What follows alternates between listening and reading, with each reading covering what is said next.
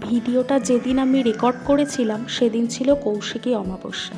একে শনিবার, তার উপর কৌশিকী অমাবস্যা, পুরো নিরামিষই নিরামিষ। কিন্তু এই গরম গরম ভাতে এই বিনস পটল দিয়ে আলু ভাজাটা খেতে জাস্ট দুর্দান্ত লাগছিল। আর মেনুতে ছিল সোয়াবিন। এমনি সোয়াবিন আমি খাই না, কিন্তু সেদিন মা যে সোয়াবিনটা রান্না করেছিল পুরো হাত চেটে খাওয়ার মতো। মা সোয়াবিনের তরকারিটা দেওয়ার আগেই বলেছিল, তুই একবার খেয়ে দেখ, তুই হাত চেটে খাবি। সত্যি বলছি, পুরো যেন মনে হচ্ছিল আমি মাংসের তরকারি খাচ্ছিলাম, এত সুন্দর হয়েছিল। আর তার সাথে তো একটু বেগুনি থাকতেই হবে।